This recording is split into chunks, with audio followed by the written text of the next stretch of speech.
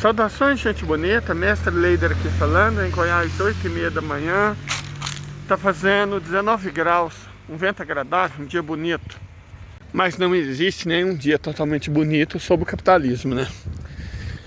Originalmente, a minha ideia era falar de Chipre. Já tinha preparado um roteiro, tem aqui um vídeo legal. Porra, né? Pega um mapa, mostra a situação. Vou falar de Chipre, falo da encrenca toda no Oriente Médio. Mas aí veja só o que aconteceu. Quando eu já estava pronto para iniciar minha caminhada matinal, hoje eu não vou na Dona Mãe. Hoje eu tenho que... Hoje é sábado, né? As casas não se limpam sozinhas, vocês sabem disso, né? A gente tem que dedicar algum tempo à manutenção de uma ordem mínima na vida da gente. E eu fui ver minha geladeira, eu tinha uma cenoura cheia de verdura. Aí tem uma verduraria aqui perto, que fica do lado do supermercado onde eu compro, aproveitando as promoções. E hoje a linguiça mista está R$19,90.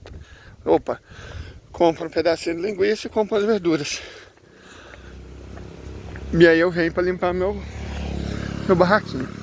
Ok, tranquilo. Antes de ir, eu vou ver nosso grupo no Telegram, né? Ver que notícias tem o povo. E aí eu me deparo com uma postagem falando da lei no estado de Massachusetts. Como é que o marreco falava? Mas... foda-se o marreco, né? A lei do estado de Massachusetts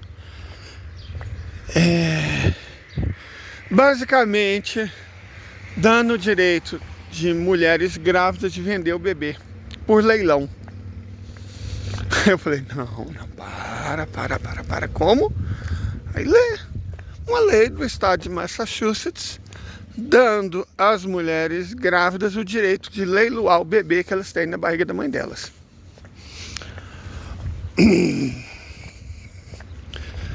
Eu falei, não, como diz o outro, isso não pode ser verdade, né? Isso é uma trollagem, só pode ser, é isso. A notícia era essa, e o que eu pude fazer? O que qualquer pessoa sensata deveria fazer, né? Conferir, porque esse tipo de notícia não pode ser verdade, mas a notícia é verdadeira. E foi aprovado por 168 votos a 0. Então, ok. A notícia é verdadeira. 168 pessoas no parlamento de Massachusetts e nenhum ou nenhuma achou isso uma ideia ruim.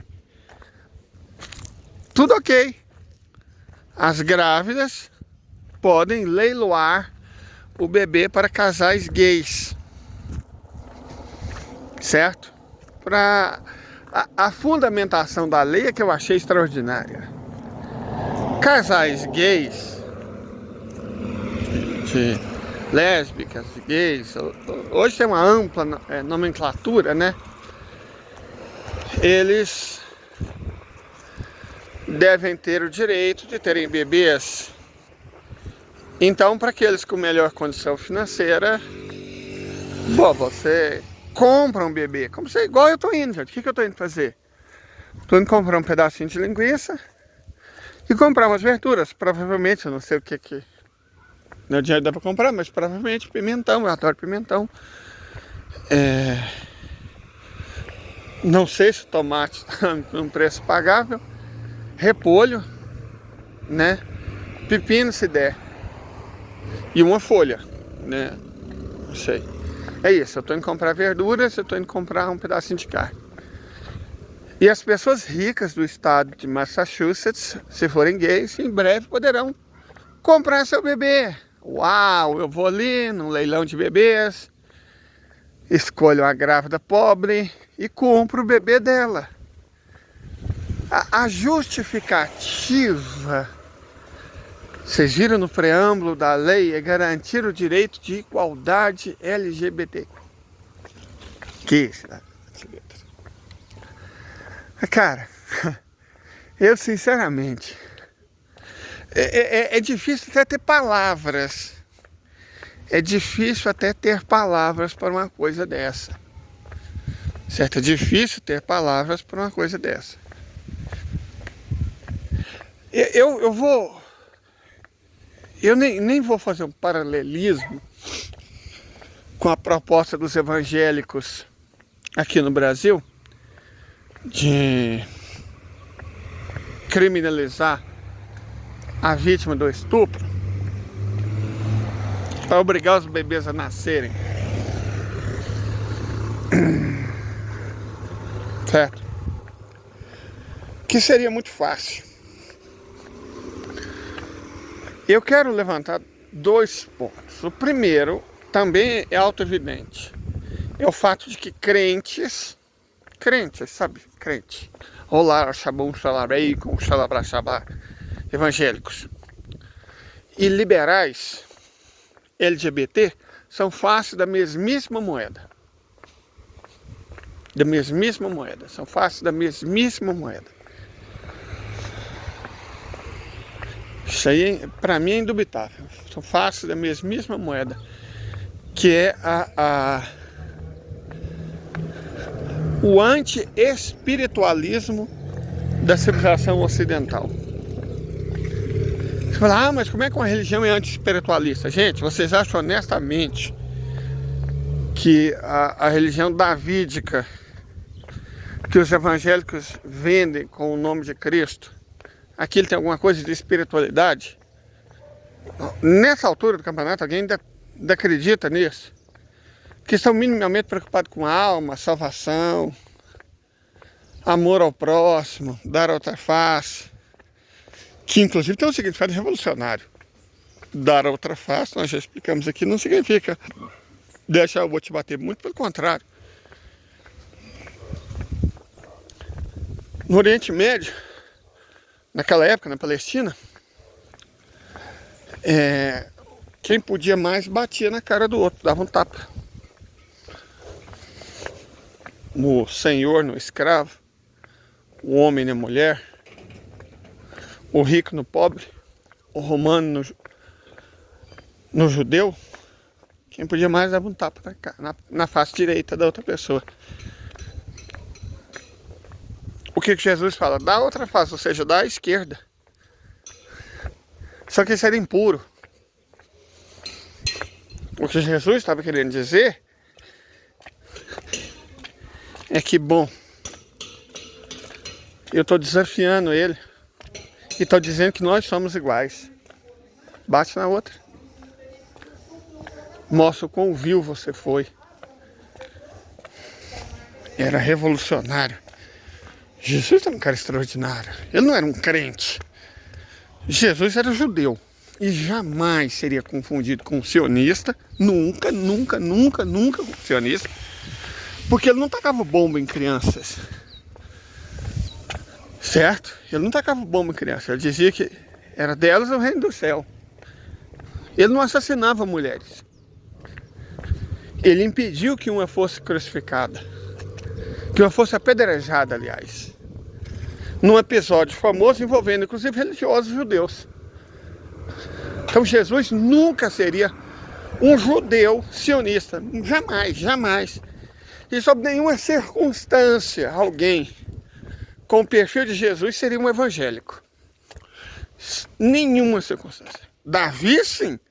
Davi é a cara do evangélico. Sujo, grosseiro, assassino, criminoso, pecador, trapaceiro, mentiroso. Eu entendo porque os evangélicos curtem tanto Davi. Porque aquela figura, uma das mais detestáveis que tem na Bíblia, é a cara deles. É a cara deles. Não há espiritualidade. Por isso, disse que Davi não pôde construir o templo. Ele era impuro, sujo demais. E não é, como é que você vê uma pessoa não espiritual? Alguém igual o Davi vai fazer um templo. Você só sabia de guerra.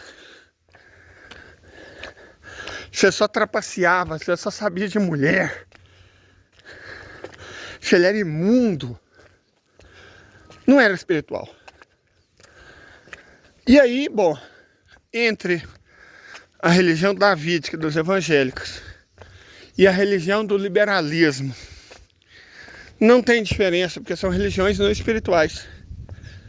É tipo o budismo. Tipo a enorme diferença que existe entre o budismo e o hinduísmo. O hinduísmo é uma religião profundamente espiritual, tão antiga quanto o mundo. As raízes do hinduísmo são de quando os drávidas viviam no Himalaia. Pelo menos tão antigas quanto 8.500 anos atrás. Essas são as raízes do hinduísmo. Uma das religiões mais espirituais do mundo.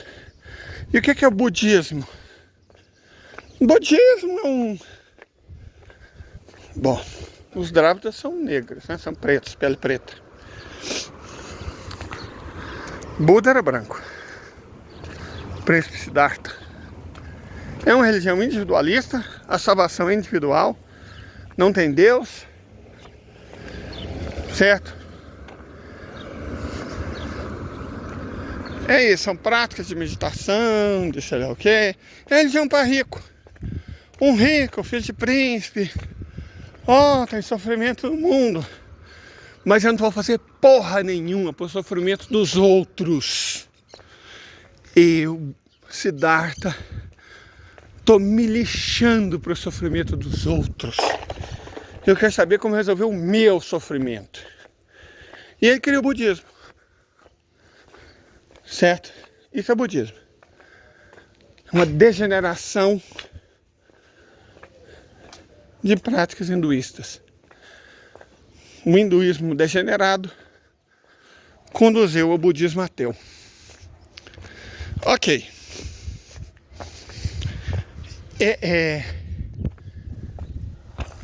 A primeira filosofia ateísta não foi o budismo. Foi o Sankhya, né? 500 anos antes do budismo, houve a primeira filosofia ateísta, anti-espiritualizante do mundo, que foi Sankhya. O yoga vem de Sankhya. Yoga vem de Sankhya. Yoga é outro exemplo. Não estou preocupado com o sofrimento do mundo, foda-se o mundo, eu estou preocupado com o meu. Não estou preocupado com a paz do mundo, foda-se o mundo, estou preocupado com a minha paz. E eu vou tentar, através desse exercício aqui, encontrar a minha paz. Foda-se a paz dos outros. Não tô nem aí, não ligo, não me importa. Certo? Entende-se porque o iluminismo cresceu tanto na Europa. O espírito individualista do capitalismo já estava semeado lá. O iluminismo não é cientificista. Ele torna a ciência uma nova religião. O cientista é o prosélito, o sacerdote. Ele também é profundamente anti-espiritualista. E o iluminismo, esse filho bonitinho do capitalismo, para o liberalismo. Se você dá uma olhada em figuras como o proprietário de escravos, negociante de escravos, John Locke, que é uma das figuras centrais do liberalismo, John Locke era profundamente iluminista. Junto com Berkeley e Hume, ele é a tríade empirista britânica. Empirista, não existe o espiritual, tudo é experiência. Então, se não está ao alcance dos sentidos, não existe. Entende? A profunda conexão que existe entre essas coisas. Então, assim como os evangélicos são anticristãos e anti-espiritualistas, os liberais também são. São faces da mesma moeda. Deixa eu ir atrás das minhas verdurinhas. Cheguei aqui Qual a minha surpresa? Olha o tanto que esses preços estão bons. O coração até dá um quentinho. Aí o que acontece? Eu vim para comprar para mim, mas comprei um extra para minha mãe e vou descer lá para levar para ela, né? Minha mãezinha. Ó.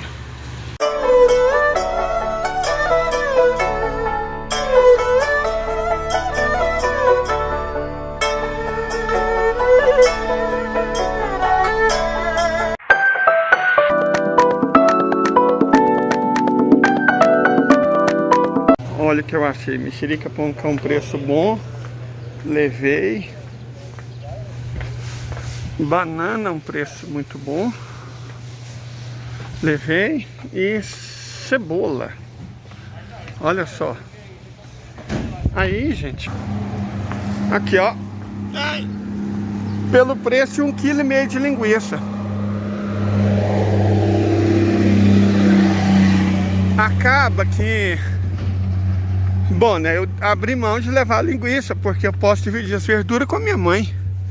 É só eu terminar de chegar lá. Inesperado, né, eu não imaginava encontrar verdura nesse preço. Entre carne e verdura, eu não penso duas vezes. Eu levo pra dona mãe. Não dou um abraço nela. Depois é só... Chega, entrega as verduras e volto pra me limpar meu barraquinho. Mas enfim...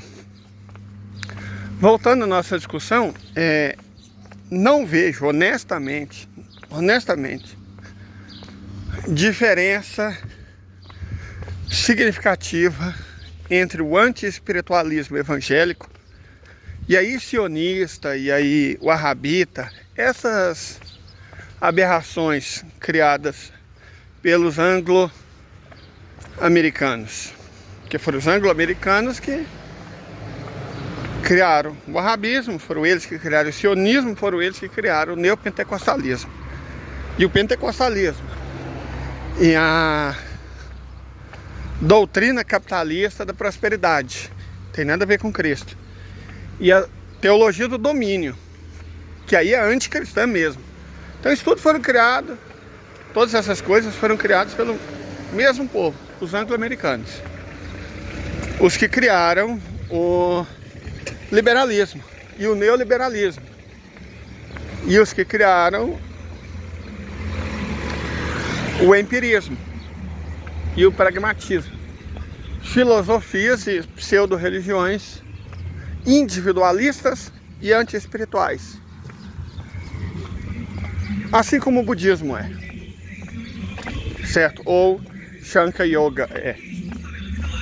Só que na Índia essas filosofias, elas acabaram ganhando uma formulação mais espiritualizada, certo? O budismo não é muito prevalente na Índia não, na verdade ele é meio raro. Ele encontra-se no Sri Lanka, no Myanmar, certo? O reino do Nepal era governado por um budista. O reino do Sikkim era governado por um budista. O reino do Butão é governado por um budista. Por isso que eles se tornaram independentes da Índia. Quando os britânicos deram independência ao subcontinente indiano, eles separaram os países pela religião dos governantes. Uma parte da população hinduísta no Nepal é proporcionalmente maior que a da Índia. Tem um percentual maior de hinduístas no Nepal do que na Índia. Então por que não ficou num país só? Porque o governante era budista. Essa é a raiz da encrenca toda da Caxemira. É uma região de maioria muçulmana, mas que pela graça era governada por um hinduísta. Então não foi parar no Paquistão, certo? Enfim, vamos voltar à lei de Massachusetts. A justificativa não são casais que não podem ter filhos, tipo pessoas estéreis, né? Pessoas estéreis. Eu, por exemplo, eu não posso ter filhos, mas eu não teria o direito de comprar um bebê em Massachusetts. Só se eu me casasse com outro homem. Se eu me casasse com outro homem em Massachusetts, eu podia participar no leilão para comprar o bebê de alguma mulher grávida pobre. Aí eu poderia. Se eu me casasse com uma mulher que só quisesse transar comigo, monogamia, né, que chama, a gente não poderia ter filho, por insuficiência minha. E a gente não poderia, eu não vou entrar no mérito da moralidade disso, que eu acho que isso é até desnecessário. A gente não poderia comprar um bebê numa grávida pobre, porque nós somos héteros. Agora, se ela se casasse com uma mulher e eu me casasse com um homem, aí qualquer um de nós dois poderíamos comprar um bebê. 168-0. 168-0. Nenhum deputado ou deputade de Massachusetts achou que essa poderia não ser uma boa ideia. Que poderia haver problemas na moralidade de uma lei assim.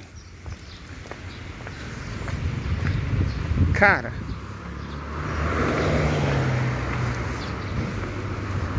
esse é supostamente um dos estados mais católicos dos Estados Unidos. É da onde veio Kennedy. A família Kennedy é de lá. O catolicismo nos Estados Unidos tem muito isso. Aliás, ontem saiu uma publicação interessante no Diário do Vaticano. Sim, eu leio o Diário do Vaticano, que eu sou católico, né? Então eu dou uma olhada, claro, para ver o que está acontecendo. É claro, tem doutrina, tem missas, informações, tudo, mas tem fofocas da catolicidade. E aí ontem o ex-núncio apostólico dos Estados Unidos, iniciou-se um processo de excomunhão dele, por cisma.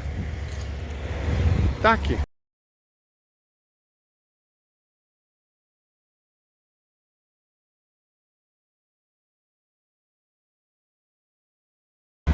Eu já venho dizendo há muito tempo que o catolicismo nos Estados Unidos está cada vez menos parecido com o catolicismo. Guardei um dinheiro para comprar pelo menos um pão de queijo para mim. Vou comprar. Comi 2 pães de queijo e ainda ganhei o café. Já tem energia para chegar na dona mãe. Mas, voltando ao nosso assunto, gente, é o tipo de coisa que, né, nós estamos falando, provavelmente, está caminhando nesse sentido, o Papa vai excomungar o ex-núncio apostólico dos Estados Unidos. É dos Estados Unidos que vieram os carismáticos, né? Os carismáticos é católico que quer manter o nome de católico. Mas aquilo é de verdade, né? Sua Santidade, São João Paulo II, vacilou. Ele é a prova que realmente o ser humano é falível. Porque a perseguição, a teologia da libertação que defendia os pobres, ao mesmo tempo em que se promovia a renovação carismática, que é um movimento cismático, sempre foi um movimento cismático, disfarçado de catolicismo, com toda aquela conversa, somos contra o Vaticano II. Cara, vira crente, vaza, dá o pira. Se você é contra, e a igreja diz, e a igreja mesmo, a igreja do mundo inteiro, fez Vaticano II, então vaza, cara, vai ser crente, vai adorar Davi. O lance católico é outro. Então, finalmente, o Papa está começando a excomungar quem é de direito. Foi um equívoco, porque a saída da teologia da libertação foi o que permitiu os crentes tomarem conta dos morros. A Igreja Católica abraçava os pobres. Os evangélicos chegaram para pedir dízimo e prometer vender lote no céu. Na época da teologia da prosperidade era isso. Agora eles nem se preocupam mais em vender lote no céu. Agora é caneta ungida, é água ungida, é travesseiro ungido. Tem até a pica ungida, né? Para garantir prosperidade na terra. O pouco de dimensão espiritual que a teologia da prosperidade tinha, sumiu por uma relação mercantil de comércio, em que você compra as benesses de Deus. Isso é a teologia do domínio. E nem é um Deus cristão. Não é nem um Deus rabínico, um Deus mosaico. Não. É um Deus davídico. De guerra, de ódio, de poder. De não importa se você vai ter que matar seu amigo para estuprar a esposa dele. Isso é Davi. Foi o que Davi fez com Urias, né? Foi o que Davi fez com Urias. Achou uma ruiva, uau! E ok, esse Davi era ruivo. Não sei, mulher de Urias, não devia ser não, coitada. Mas Salomão é filho dessa união. O reino de Israel durou muito pouco. Durou muito pouco. Davi fez. Salomão já perdeu mais da metade. 10 das tribos foram para o reino de Judá. Em pouco tempo. Os assírios dominaram o reino de Judá. E aí já o neto de Salomão já perdeu o reino de Israel. Foi invadido pelos babilônios. Coisa assim, mesopotâmios, né, de língua aramaica. Não faz tanta diferença o nome nesse caso, não. Até que foi uma existência muito curta. E foi por ocasião do cativeiro que na Pérsia eles modificam a religião e criam o judaísmo. O judaísmo era muito diferente do que... Não vou nem falar do sionismo. O sionismo é tão judaísmo quanto os carismáticos são católicos e os evangélicos são cristãos. Se você quer ter uma ideia do que era o judaísmo antes do cativeiro da Babilônia, leia Amós. Amós escreveu antes do cativeiro. Se você olhar com calma, você vai ver muita coisa que não bate. Porque era outra religião. O judaísmo sequer era monoteísta. Você tinha Deus Pai e Deus Mãe. E originalmente nem havia Eva. A companheira de Adão era outra. Tudo bem diferente. Muito diferente. Enfim. O que nós estamos discutindo aqui é o anti-espiritualismo, que é a religião do Ocidente. Você chama esse anti-espiritualismo do que você quiser. O arabismo, sionismo, evangélicos, cientificismo, pragmatismo, empirismo, racionalismo. Ele é essencialmente anglo-saxão. Essencialmente anglo-saxão.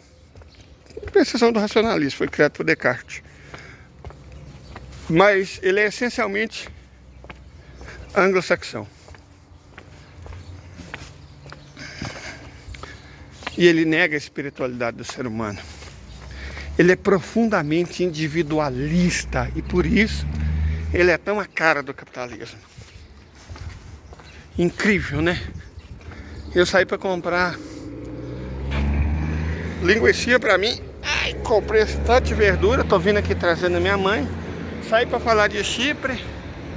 Falei dessas coisas todas. Mas a vida é assim, né? A vida é meio caótica. Mas tem uma sexta-feira não caótica.